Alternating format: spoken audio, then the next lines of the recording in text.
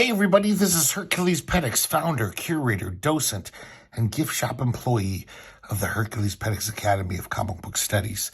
Today we're going to be looking at Worlds Unknown #1 from Marvel Comics.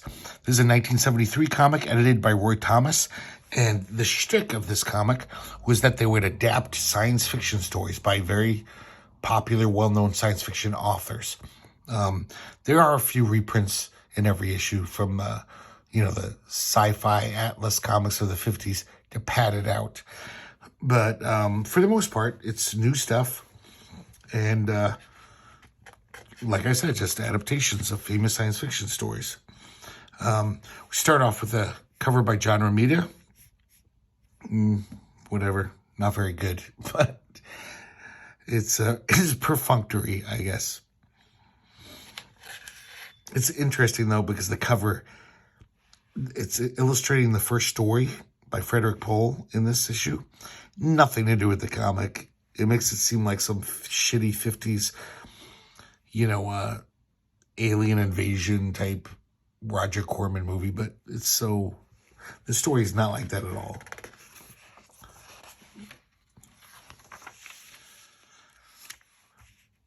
So as you can see, if you can see, I hope you are watching this on a big screen. The art is beautiful because it's by Ralph Reese. I think we might have talked about Ralph Reese before on this channel. He was an assistant to Wally Wood, and he picked up a lot of good stuff from Wally Wood. Doesn't look like Wally Wood, but man, the detail throughout the early 70s, he didn't do much, probably because he put so much work into every page, into every panel. And it's a shame because every story he has published is a gem. He did a lot of stuff for Marvel's black and white horror comics. Did a few things for color comics for Marvel. Not many, though. And just look at the work he puts into it. This is like so detailed. This is a really great art. Really a big fan of Ralph Reese. One of those guys in comics history where it's just like, damn it, why couldn't he have done more? He was so good.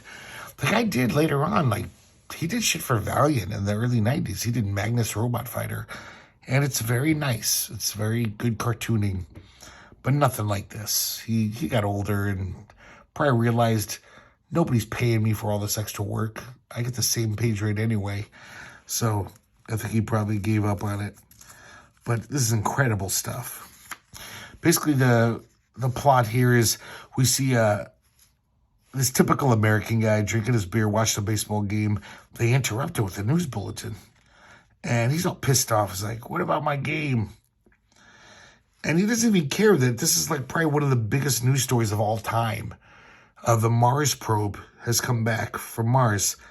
And they found life. Not just like a little protozoa. They found fucking full on this fully developed biological creature. They're not that smart. They're just kind of like, whatever. They're animals with some rudimentary intelligence.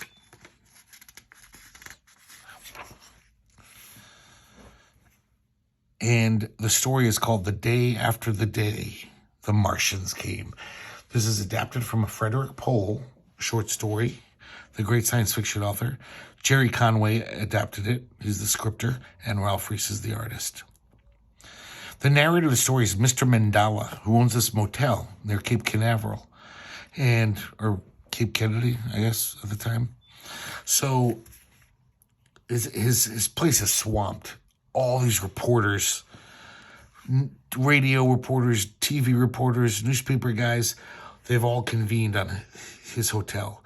It's totally sold out, no vacancy. We see that his Ernest, this guy here, that's like his second in command. And we can see that, it's not like, I don't think Mr. Mandel is necessarily racist, but he really talks down to Ernest. Ernest is just saying, hey, boss, I'm sorry. I don't know where we're going to put these guys. There's no more room. He's like, you arguing with me? He's like, no, boss, I'm just telling you. I'm doing all I can. So it doesn't look like he respects Ernest very much. He's basically treats him as an underling. So all these reporters are just hanging out, playing poker, having drinks, waiting for news. Because is just trickling out of Cape Canaveral.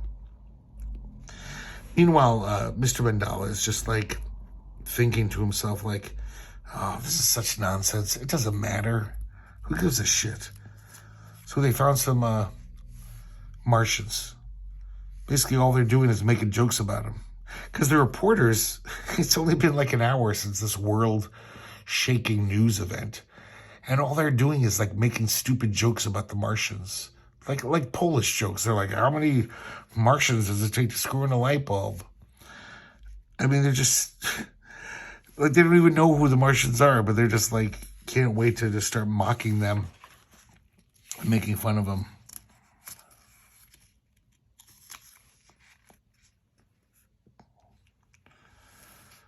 Man, look at this art. Some nice stuff. Yeah, we see another scene of Mr. Mandela just totally dressing down Ernest.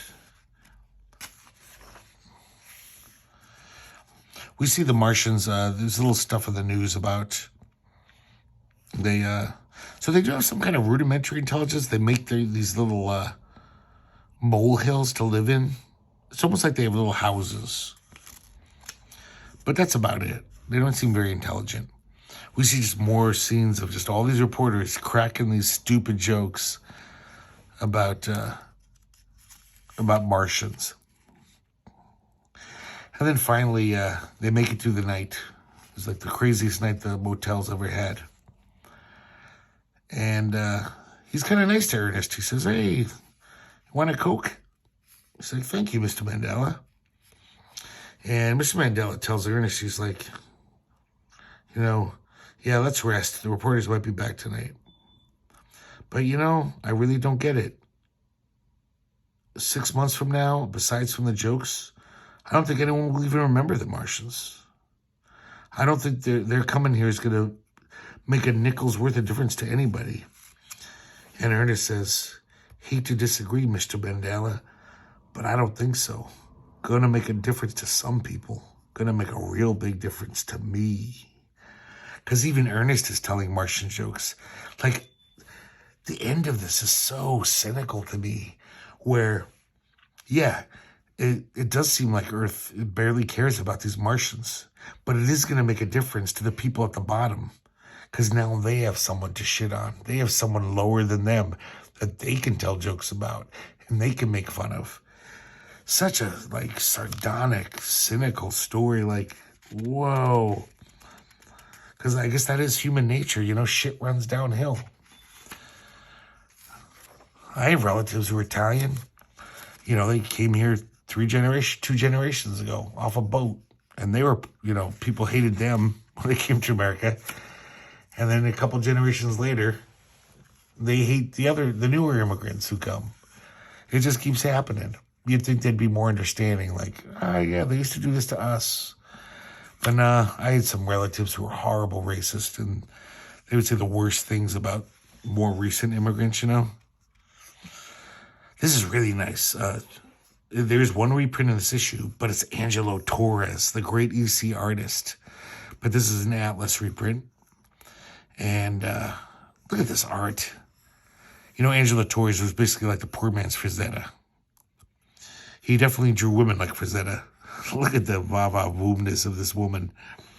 You didn't see many women draw like that in comic books. So this is a weird little story. This guy owns an island. I don't know how he owns an island, but it's just like pride and joy. He loves it. He loves living on this island. It's very serene and beautiful. And his fiance is like, you got an offer to sell this island, and you better take it because I need money. You're going to have to, take care of me in style when we get married. But he's like, I don't want to sell it, honey. She's like, you better sell it or I'm out of here. So he's kind of bemoaning. He's walking around his island. He loves it so much. Man, this is really nice art. And then all of a sudden, it almost looks like he falls asleep, so this could be a dream. And he sees these pirates, like old-timey pirates, show up on the beach when he supposedly wakes up, And they have this woman that they're kind of, brutalizing and whatever. So he rescues her. And right as he conks the captain on the head of the pirates, she fades away. And all the other pirates fade away. So basically, it looks like it was just a dream. Because he wakes up. It's like, oh, what happened? And then all of a sudden he wakes up. It's his broker, his real estate broker.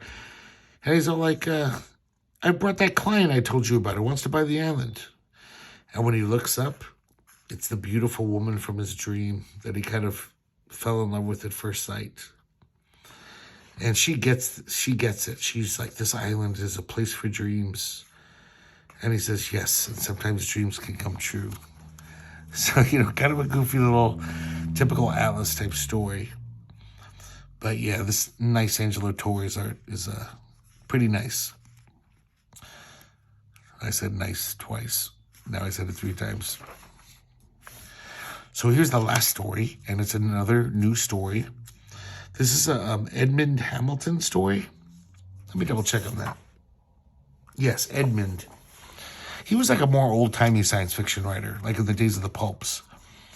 And Kane actually adapts the story. He does the script, and he does the penciling, and Mike Esposito inks. And it's a pretty nice Kane art. I gotta say though, Mike Esposito, not a fan. Never liked his inking. Old-time inker, he was around the 40s. But this is kind of a weird. It's like almost like a fairy tale. This story.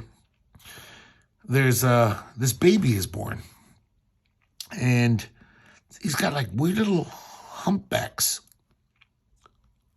Like 2 little humpbacks on his back. His parents died. In electrocution, some kind of electrical explosion. They realize that they do x-rays of the baby's hunches, and it's almost like they're incipient wings. They can see it in the x-ray.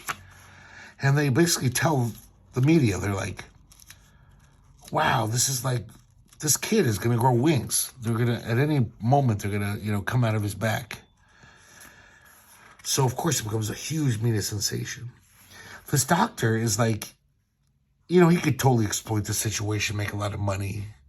But no, he's really worried about the kid's welfare. He's like, we mustn't allow him to be made a cheap sensation. But he does become a sensation, nonetheless. Every newspaper's like, baby born with incipient wings, who will fly in time.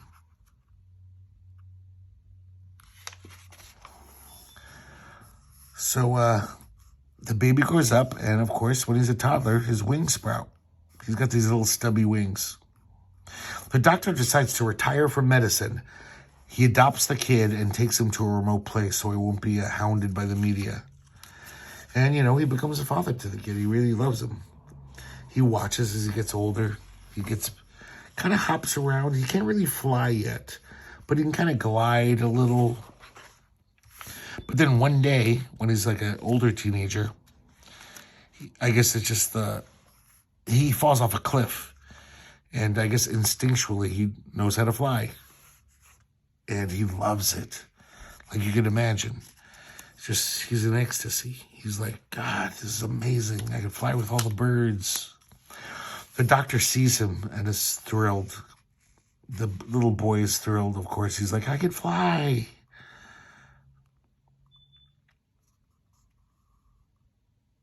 So the doctor's worried about him. He's like, you got to be careful, though. You shouldn't leave the island because, people will try to exploit you.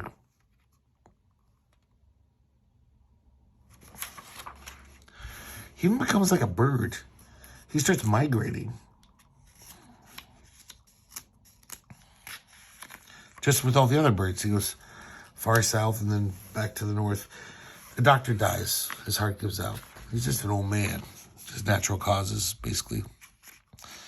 And he's really sad. So then he really becomes just like a bird. I mean, he's got his nanny and his groundskeeper who were kind of very loving of him when he's a little boy. But he's just like, I'm just going to be a bird and migrate, twice a year.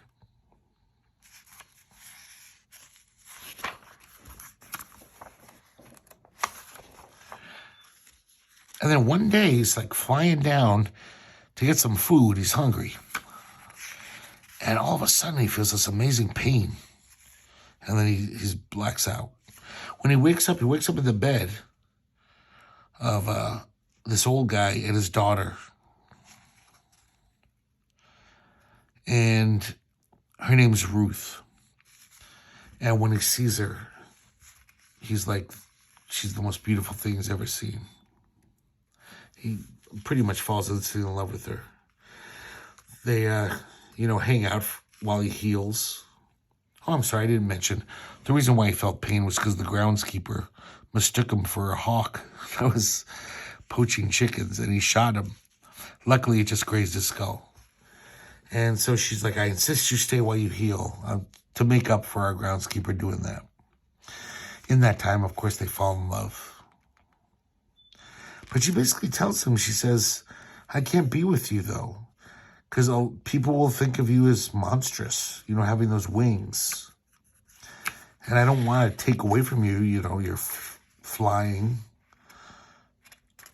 So we can't work out. And he says, I'll do whatever you ask, Ruth. And she says, thank you, my darling. I knew you really loved me. And so he gets his wings chopped off surgically, which seems kind of horrible. That Ruth seems like a very sweet woman, just full of love for David. And anyone who would allow her fiance to chop his wings off for her, that just seems pretty crazy. So, of course, he's not very happy. But he does love Ruth. And he does have some happiness being with her. He gets a job with her father at her father's firm. Just becomes a normal dude. They have a baby. And the baby also fills him with, pride and joy. But, of course, he can hear the birds singing. The migrating birds. And it's calling to him. Then one day he looks in the mirror and he's got new wings growing out of the old stumps. He hides it because he doesn't want to ruin his life, this beautiful life he's made with Ruth and the baby. And they keep growing. And then one day, his wings aren't fully grown. But one day he's driving and he's planning on getting another surgery to chop off the wings. But then right when he's driving on this highway, the birds are calling out to him again. He can hear their, almost like a whistling, this beautiful whistling over his head. And he can't resist. He says, I'm going to fly one more time before, I chop my wings off again. And they're not fully grown, so it's a little harder for him to fly, but he does. And he joins his bird brethren, and he's full of total joy. He's crying with joy. He realizes that he's been a fool. This is, even though he loves Ruth, he loves his baby, but this is what he was meant to be on this planet for. To fly with the birds and know the joy of flight. So he's migrating with the birds, but he's way high up in the sky. And his wings, he tires and weakens because his wings aren't fully formed. And he basically doesn't care. He keeps flying. Instead of landing, and he could probably save himself. But he just flies until his wings get so weak that he falls into the ocean. It was what he had always wanted and expected at the end. And he was drowsily glad to be falling, as all those with wings must finally fall. After a brief lifetime of wild, sweet flight, dropping contentedly to rest. It's kind of sad, huh? This annoying thing about Worlds Unknown. I know this is a stupid little thing, but all the stories, instead of saying the end, they say finis. I try to be kind of pretentious, because it's real literature they're adapting. But there you have it. Yeah, look at that. There's Mike Esposito inks over Gil Kane. Gil Kane has a very strong penciler, so obviously he's going to shine through. Like, this is obviously cocaine. But a lot of this is really marred by Mike Esposito's crappy inking. But still, yeah, when I read that as a youngster, I was, I don't know if I cried. I don't think I did. But it's kind of a sad story. So there you have it, World's Unknown #1. A really nice comic. Especially, I forgot, it's got the stamp from the Arizona comic book store that they sold comics for $0.25 and they put a stamp on it. I can't believe I got this for $0.25. Beautiful condition. So I guess I read this when I was at least in college. I was probably 19 or 20. I wasn't that young. Still blew me away. When I was 19, there were many comics as amazing as this Frederick Pohl story. And basically adult. It's like the whole cynicalness of that story it's harsh. It's definitely adult. But I hope you can find this. I'm sure you won't find it in a dollar bin anymore. But it's a nice find if you can find it cheap. And if you have to spend a few bucks, it's worth it. Just for that first story. The Ralph Reese art alone is worth the price of admission. And then it's an amazing story as well. Hope you enjoyed it. Hope to see you next time here at the Herculespetix Academy of Comic Book Studies.